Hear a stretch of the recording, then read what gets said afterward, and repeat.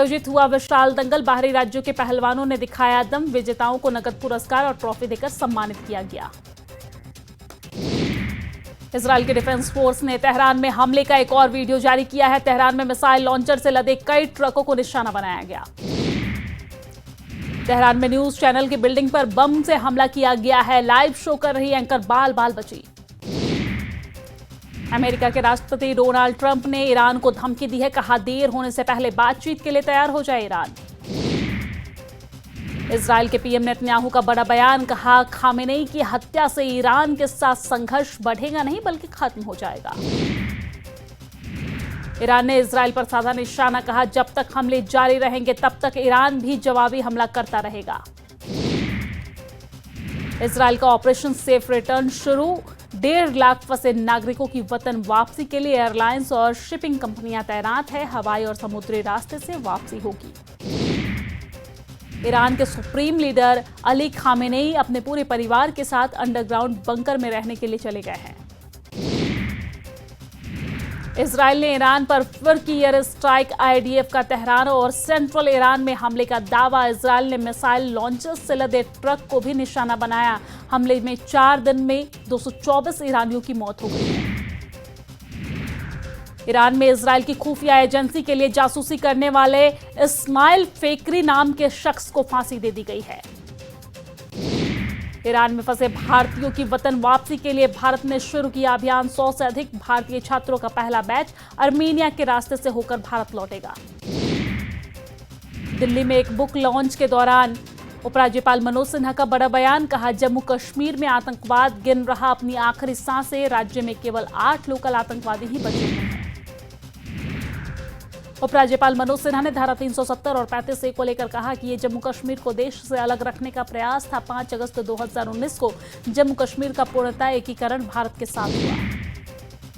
NC प्रमुख फारूक अब्दुल्ला ने लाल चौक स्थित दुकान से खरीदारी की है। स्थानीय लोगों ने भी यहां पर खरीदारी करते देखकर काफी खुश नजर आए। स्थानीय लोगों से बातचीत करते हुए भी फारूक अब्दुल्ला नजर आए और लोगों का हालचाल भी उन्होंने जाना है। नौशहरा में मोदी सरकार के 11 साल पूरे होने पर 11 साल बेमिसाल कार्यक्रम का आयोजन किया गया। रविंद्र रैना सहित अन्य बीजेपी के नेताओं ने इसमें हिस्सा लिया है।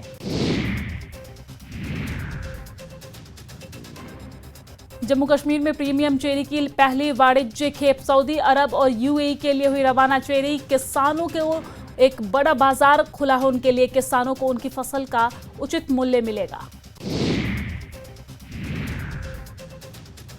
अखनूर के वर्धल खुर्द में आयोजित हुआ विशाल दंगल। बाहरी राज्यों के पहलवानों ने दिखाया दम। विजेताओं को नकद पुरस्कार और ट्रॉफी देकर सम्मानित किया गया।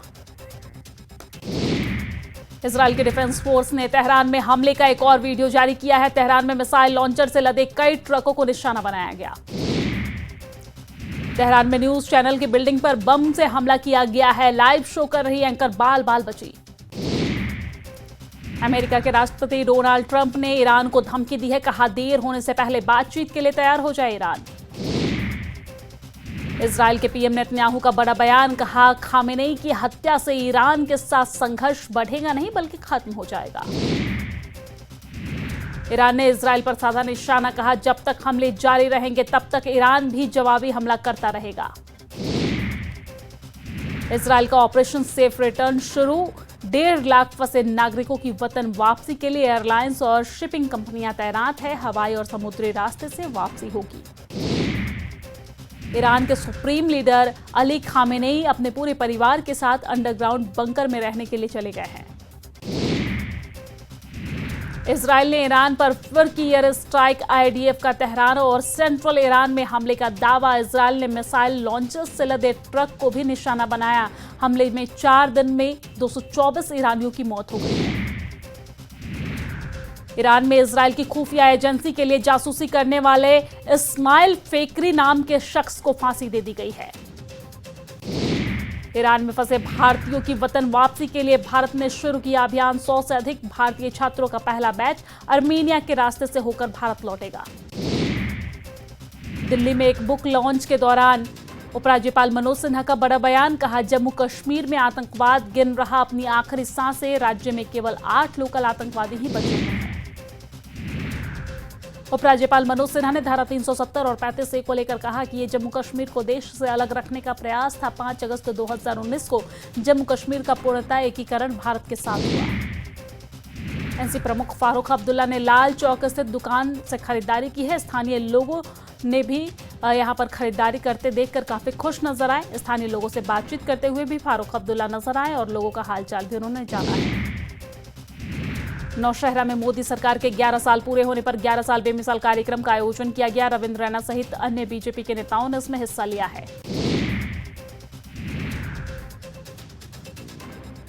जम्मू कश्मीर में प्रीमियम चेरी की पहली वाणिज्यिक खेप सऊदी अरब और यूएई के लिए हुई रवाना। चेरी किसानों को एक बड़ा बाजार खुला है। उनके लिए किसानों को उनकी फसल का उचित मूल्य मिलेगा।